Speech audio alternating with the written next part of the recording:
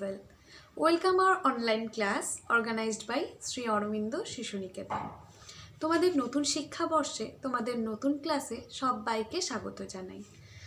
তোমাদের নতুন ক্লাসে কতগুলো নতুন বিষয় যুক্ত হয়েছে, তেমনি তোমাদের একটা খুব সুন্দর মজার বিষয় রয়েছে, সেটা হচ্ছে ভূগোল।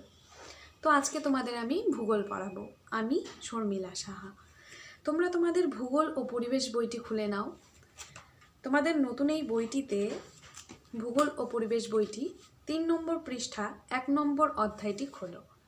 তোমাদের 1 নম্বর অধ্যায়ে রয়েছে ভূগোল পরিচয়। তোমরা নিশ্চয়ই তোমাদের বই খুলে নিয়েছো। তোমাদের 1 নম্বর অধ্যায়ে রয়েছে ভূগোল পরিচয়। তো ভূগোল বিষয়টি জানার আগে ভূগোল সম্পর্কে জানতে হবে, ভূগোল কথাটির সম্পর্কে আমাদের পরিচিত হতে হবে। ভূগোল কথা অর্থ কি? ভূগোল কথা অর্থ হচ্ছে দুটো শব্দ নিয়ে গঠিত। ভূগোল, ভূ কথা অর্থ হচ্ছে পৃথিবী, গোল শব্দের অর্থ হচ্ছে গোলাকার। পৃথিবী গোলাকার, তাহলে ভূগোল কথাটির অর্থ কি? পৃথিবী গোলাকার। ভূগোল কথা অর্থ হচ্ছে পৃথিবী গোলাকার। তো এর মধ্য দিয়ে আমরা বুঝতে পারছি যে পৃথিবী গোলাকার, তাই তো? তবে বিজ্ঞানীরা দেখেছেন যে পৃথিবীর গোলাকার কিন্তু পৃথিবীর আকৃতি কিন্তু টোটালি বা পুরোপুরি গোলাকার নয়। পৃথিবীর আকৃতি ওপরের দিক আর নিচের দিক উপরের দিকটাকে বলা হয় উত্তর গোলার্ধ বা উত্তর দিক, এবং পৃথিবীর নিচের দিকটাকে বলা হয় দক্ষিণ দিক বা দক্ষিণ গোলার্ধ। তো পৃথিবীর উপর গোলার্ধ আর নিচের গোলার্ধ উত্তর এবং নিচের দিকটা সামান্য চাপা এবং মাঝখানটা চ্যাপ্টা। তাহলে উপর এবং নিচটা হচ্ছে সামান্য চাপা এবং মাঝখানটা স্ফীত বা মোটা বা চ্যাপ্টা। তাহলে পৃথিবীর আকৃতিটা অনেকটা কমলালেবু বা নাশপাতির মতো। তোমরা কমলালেবু নিয়ে দেখবে যে কমলালেবু ওপরটা আর নিচটা হচ্ছে সামান্য চাপা, মাঝখানটা চ্যাপ্টা এবং মোটা। পৃথিবীর আকৃতি ঠিক তেমনই। বিজ্ঞানীরা আরও ভালো করে অনুসন্ধান করে দেখেছেন যে পৃথিবীর আকৃতি অন্য কারোর সাথে তুলনা করা যায় না। তাই পৃথিবীর আকৃতি কার মতো? পৃথিবীর মতো। তাহলে পৃথিবীর আকৃতি পৃথিবীর মতো, অন্য কার সাথে পৃথিবীর তুলনা করা যায় না। এর পরবর্তী অংশ দেখো, পৃথিবী কি গোলাকার? আমাদের পৃথিবীটা কি গোল? আমরা যখন এক স্থান থেকে আরেক স্থানে হেঁটে যাই মনে হয় সমতল, রাস্তাঘাট সব কিছু সমতল, বাড়িঘর সব কিছু সমতল সমান। কই গোল তো মনে হয় না। গোল বলের ওপরে যে আছি আমরা তা তো মনে হয় না। কেন মনে হবে? কারণ পৃথিবী বিশাল আকার, বিশাল আয়তন, এত বড় যে আমরা একটা সামান্য বিন্দুতে থেকে পুরোপুরি পৃথিবীর গোলাকারটা ব্যাপারটা উপলব্ধি করতে পারি না, ব্যাপারটা বুঝতেই পারি না। আমাদের পৃথিবীর ওপরে থেকে একটা সামান্য জায়গায় ছোট্ট একটা বিন্দু এলাকায় থেকে আমরা পৃথিবী যে গোলাকার সেটা বুঝতেই পারবো না। তো তোমরা যদি একটা বড় তরমুজকে একটা ছোট্ট টুকরো অংশ করো, সেই ছোট্ট টুকরো কাটা অংশটাকে নিয়ে বুঝতে পারবে যে এটা গোলাকার, সমান মনে হবে। দেখো তোমরা করে একটা তরমুজের অংশ কেটে সেই কাটা অংশটা নিয়ে তোমরা দেখবে সেটা গোলাকার মনে হয় না, সমান মনে হয়। ঠিক তেমনই এত বড় পৃথিবীতে একটা সামান্য অংশে আমরা থাকি, যেটা সেই সামান্য অংশটা মনে হয় যে সমতল। বোঝা গেল?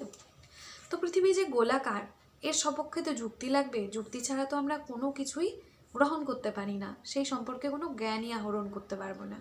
যুক্তি থাকতে হবে, বৈজ্ঞানিক ভিত্তি থাকতে হবে। যেখানে বিজ্ঞানের প্রমাণ রয়েছে আমরা সেটাই গ্রহণ করব, সেই জ্ঞানটাই আহরণ করব। তো নীল আর্মস্ট্রং ছিলেন একজন মহাকাশচারী। মহাকাশচারী কাদের বলে? যারা মহাকাশযানে গিয়ে নিয়ে মহাকাশযানের মধ্য দিয়ে তারা মহাকাশে যেতে পারে।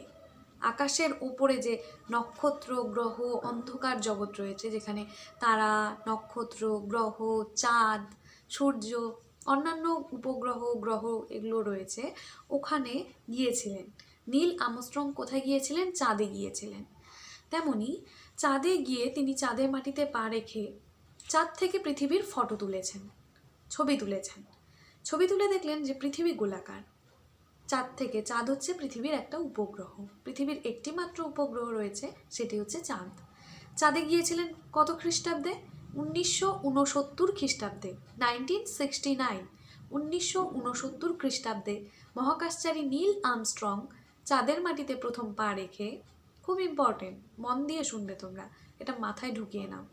1969 খ্রিস্টাব্দে প্রথম মহাকাশচারী নীল আর্মস্ট্রং কি করেছেন? চাঁদের মাটিতে পা রেখে পৃথিবীর ছবি তুলেছেন। সেখানে তিনি প্রমাণ করেছেন যে পৃথিবী গোলাকার। আরেকটা ভেবে দেখো, পৃথিবী যদি চ্যাপ্টা সমতল হতো, পৃথিবীর সর্বত্র তাহলে একই সময় দিন রাত্রি হতো, একই সময় সূর্য উঠতো, একই সময় সূর্য অস্ত যেত। তাই এর থেকে প্রমাণ হয় যেহেতু একই সময়ে সূর্য উদিত হয় না, যেমন আমাদের এখানে যদি সূর্য ওঠে, আমেরিকা হচ্ছে আমাদের বিপরীত প্রান্তে অবস্থিত, আমেরিকাতে তখন রাত্রি হয়। আমাদের এখানে দিন হলে ওদের ওখানে রাত্রি, ওদের ওখানে দিন হলে আমাদের এখানে রাত্রি। বোঝা গেল কেন? পৃথিবী গোলাকার বলে। গোলাকার বলে পৃথিবী সূর্যের সামনে যেটা থাকে সেই স্থান হয় দিন, আর বিপরীত স্থান হয় রাত্রি। ঠিক আছে? তারপরে দেখো, আরেকটা প্রমাণ হিসাবে বলতে পারি আমরা যে ম্যাগেলান নামে এক নাবিক ছিলেন। সেই নাবিক কি করেছিলেন? জাহাজে করে সমুদ্র পাড়ি দিয়েছিলেন। তিনি জাহাজে করে সমুদ্রে চললেন। সমুদ্রে পাড়ি দেওয়ার পরে তিনি দেখলেন যে স্থান থেকে তিনি বেরিয়ে গেছেন, আবার সেই স্থানে এসে মিলিত হয়েছেন। এটা কিভাবে বুঝবে তোমরা? তোমরা মনে করো একটা বৃত্তাকার রেখার উপর দিয়ে হাঁটছো, তোমরা যেখান থেকে শুরু করবে ঘুরে এসে কিন্তু সেই স্থানেই এসে মিলিত হবে। এটা গোল বলেই সম্ভব, সমান হলে সম্ভব না। তেমনই তোমরা মনে করো যে ম্যাগেলান নামে একজন নাবিক ছিলেন, তিনি এক জায়গার থেকে যাত্রা শুরু করলেন জাহাজে করে, আবার সমুদ্র পাড়ি দেওয়ার পর এসে আবার সেখানেই মিলিত হলেন। এর থেকে প্রমাণ হয় পৃথিবী গোলাকার। তারপরের পেজে তোমরা চলে যাও। বলেছে যে আমরা ভূগোল কেন পড়ব, আমরা কেন পড়বো এই বিষয়টি নতুন তোমাদের কাছে। তোমাদের প্রশ্ন হতে পারে যে আমরা এই ভূগোল বিষয়টা কেন পড়ব। তো দেখো, ভূগোল বই পড়লে বা ভূগোল বিষয়টা পড়লে আমরা পৃথিবীর আকার আকৃতি, কোথায় নদ নদী রয়েছে, কোথায় মহাদেশ রয়েছে, মহাসাগর রয়েছে, পৃথিবী কিভাবে ঘুরছে, পৃথিবীর তাপমাত্রা কী, পৃথিবীর উপরে যে বিভিন্ন গাছপালা রয়েছে, মানুষজন রয়েছে, মানুষের সাথে প্রকৃতির কী সম্পর্ক রয়েছে, আমাদের আকাশে চাঁদ যে রয়েছে, উপগ্রহ রয়েছে, গ্রহ রয়েছে, সূর্য রয়েছে, আমরা দেখি তো রাতের আকাশে তারা রয়েছে, দিনের আকাশে সূর্য রয়েছে, এগুলো যে রয়েছে এগুলো সব সম্পর্কে জানতে পারবো যদি ভূগোল বিষয়টা পড়ি। তাহলে ভূগোল থেকে আমরা কি কি জানতে পারবো?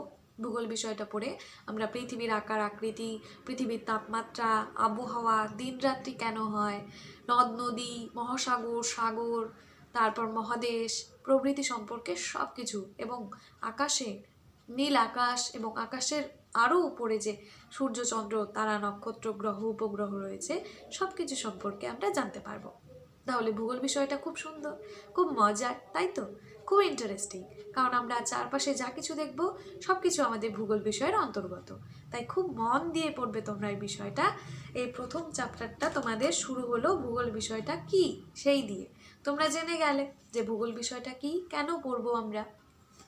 খুব একটা মজার বিষয়, কারণ আমরা পৃথিবীর ওপরেই থাকি, পৃথিবীটা কিভাবে ঘুরছে, পৃথিবীতে কখন কি ঋতু পরিবর্তন হচ্ছে সব কিছু জানতে পারবো এই সুন্দর একটা বিষয় পড়লে।